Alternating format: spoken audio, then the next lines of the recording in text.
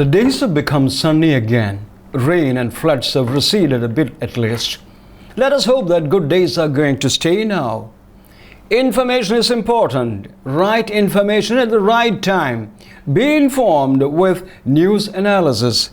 News Analysis, a weekly magazine on current affairs.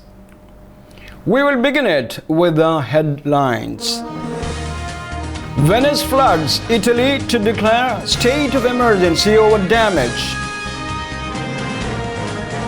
Israel-Gaza ceasefire holding despite rocket fire. Trump impeachment inquiry, new claims amid public hearing. Manus Island refugee author Behrouz Boochani arrives in New Zealand. Turkey to extradite American IS suspect stranded on border. Shabarimala Temple, India court review ruling on women's entry. Van crash in southeast, Iran kills 28 Afghan nationals. Now we'll have the stories in detail. Venice floods, Italy to declare state of emergency over damage. Italy is set to declare a state of emergency in Venice after the Italian city was engulfed by 1.87 meter, 6 feet high water levels, flooding its historic basilica and cutting power to the homes. More than 80% of the city, a UNESCO World Heritage Site, was underwater when tides were at their highest. Italy's Prime Minister Giuseppe Conte described the flooding as a blow to the heart of our country. He said the government would now act quickly to provide funds and resources.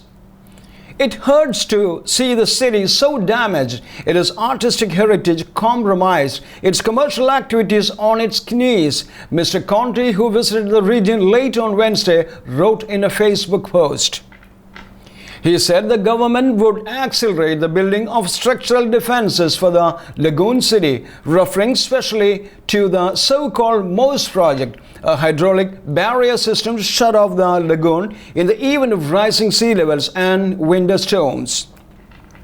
The Prime Minister said he intended to declare emergency measures on Thursday, adding that individuals could claim up to €5,000, that means $5,500, and business up to €20,000 in compensation.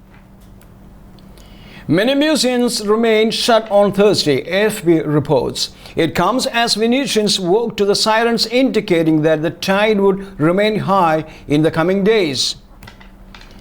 The mayor of Venice, Luigi Brugnaro, blamed climate change for the highest water levels in more than 50 years this week, saying the impact was huge and would leave a permanent mark. St. Mark's Square, one of the lowest parts of the city, was one of the worst hit areas. Mr. Brugnaro said the famous St. Mark's Basilica had suffered grave damage. The crypt at the historic landmark was completely flooded on Tuesday, and there are fears that the basilica's columns may have been structurally damaged. The damage will run into hundreds of millions of euros, Mr. Brugnaro warned. On Wednesday, pumps were deployed to drain water from the church and its 12th century crypt. Small business owners and vendors in the city were appealing to the tourists, many of whom had left the city after the water levels rose, to return. The city of Venice is made up of more than 100 islands inside a lagoon off the northeast coast of Italy.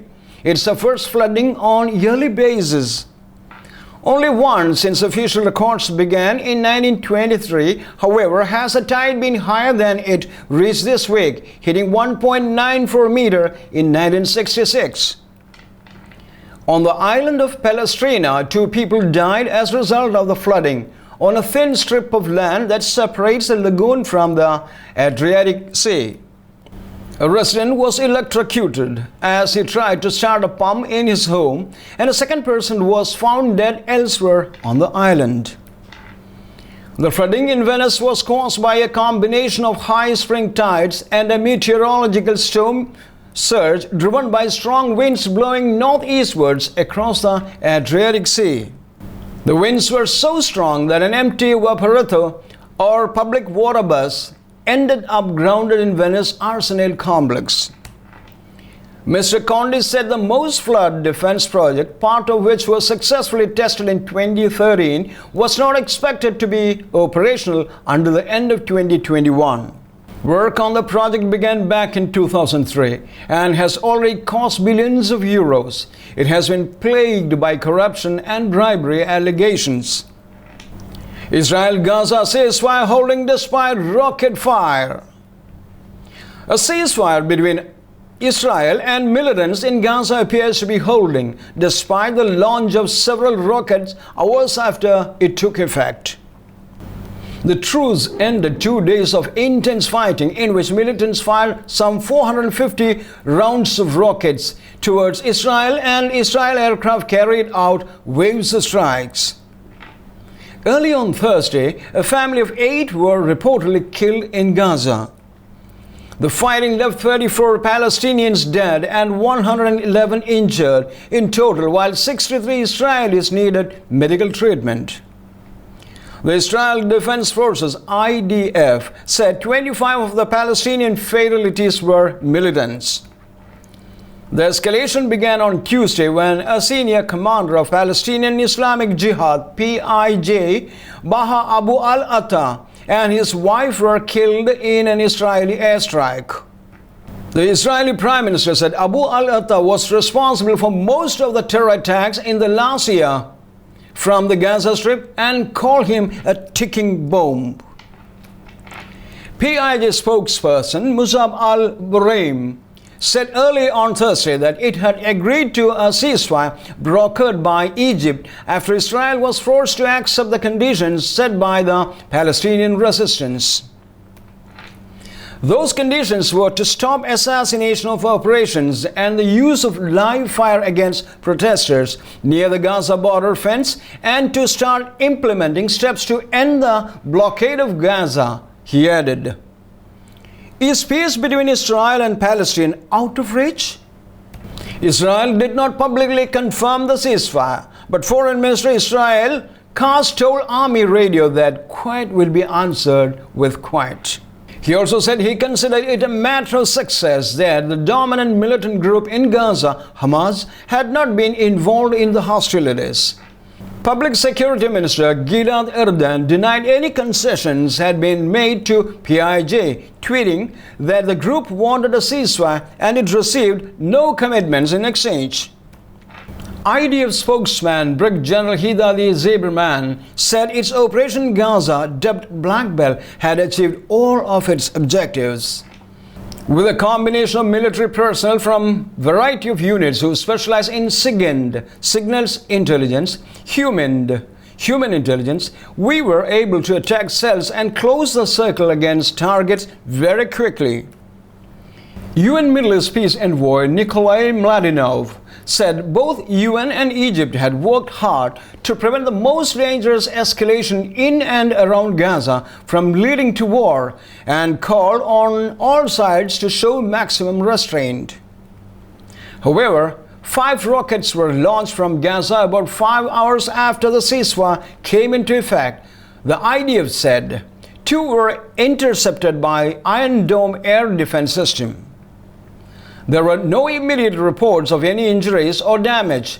In the late afternoon, rocket alert sirens sounded in Israeli communities near the Gaza border, and the IDF said another rocket was shot down. Meanwhile, Gaza's health ministry said 8 members of the Abu Melhouse family, including 5 children and 2 women, were killed in an Israel airstrike on a house in Deir al-Bala in central Gaza before dawn on Thursday. Trump impeachment inquiry, new claims amid public hearing. President Donald Trump directly asked about a Ukrainian investigation into the Democratic rival Joe Biden, a top U.S. diplomat has unveiled. Bill Taylor, acting ambassador to Ukraine, told the impeachment inquiry that a member of the staff was told Mr. Trump was keen to push for the probe. Mr. Trump says he does not recall making the remark. He denies any wrongdoing. Mr. Biden hopes to run against Mr. Trump next year. It's illegal to ask foreign entities for help to win the election. He is accused of withholding U.S. military aid to Ukraine in order to pressure the country's new president to publicly announce a corruption inquiry into Mr. Biden. Mr. Trump has called the inquiry a witch hunt. What did Trump allegedly ask about? During a detailed opening statement, Mr. Taylor said a member of his staff had overheard a telephone call in which the president inquired about the investigations into Mr. Biden. The call was with Gordon Sondland, the U.S. ambassador to the European Union, who reportedly told the president over the phone from a restaurant in Kyiv that the Ukrainians were ready to move forward. After the call, the staff member asked Ambassador Sondland what President Trump thought about Ukraine, Mr. Taylor said. Mr. Taylor said Ambassador Sondland responded that President Trump cares more about the investigation of Biden. Meanwhile, observers and former officials have drawn attention to the security implications of making the call from a restaurant, potentially exposing the conversation to eavesdropping by Russian intelligence. When asked about Mr. Sondland earlier this month, the president had said, "I hardly know the gentleman." He said he recalled Mr. Sondland's testimony in which the diplomat said he spoke to the president for a brief moment and Mr. Trump had said no quid pro quo under any circumstances. He did not recall the phone call Mr. Taylor described, not even a little bit. And in any event, it's more second-hand information, he said. Manus Island refugee author Baruch Buchani arrives in New Zealand. An asylum seeker who wrote a book via WhatsApp from inside a detention center has finally left the island, where he was held for 6 years by Australia. Baruch Buchani, an Iranian Kurd, arrived in New Zealand on Thursday, vowing never to return to Papua New Guinea, PNG, where he was detained. The journalist was sent to PNG's Manus Island in 2013 after arriving in Australian territory by boat. He had hoped to claim asylum but fell foul of its strict refugee policy. "I just arrived in New Zealand," he tweeted on Thursday. "So exciting to get freedom after more than 6 years. I have been invited by World Festival in Christchurch and will participate in an event here. Thank you to all the friends who made this happen." Mr. Buchani arrived on Australia's Christmas Island in July 2013. In the same month, the country's then Prime Minister vowed no asylum seeker arriving by boat would ever be resettled in Australia, even if found to be genuine refugees. Australia says its policies are necessary to deter dangerous attempts to reach the country by sea. So instead of arriving in Australia, where he had hoped to start a new life, Mr. Buchani was moved to Manus Island, where Australia has an offshore processing center. "I didn't want to go to prison in Iran, so I left. And when I got to Australia, they put me in this prison for years," he told the press in January 2019. Unable to leave, he became one of Manus Island's most well-known voices, chronicling the lives of his fellow asylum seekers and publishing his award-winning book, No Friend But Mountains, writing from Manus prison in 2018.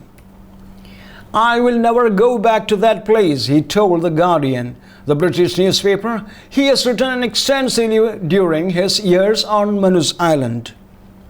"I just want to be free of the system of the process. I just want to be somewhere where I'm a person, not just a number, not just a label, refugee."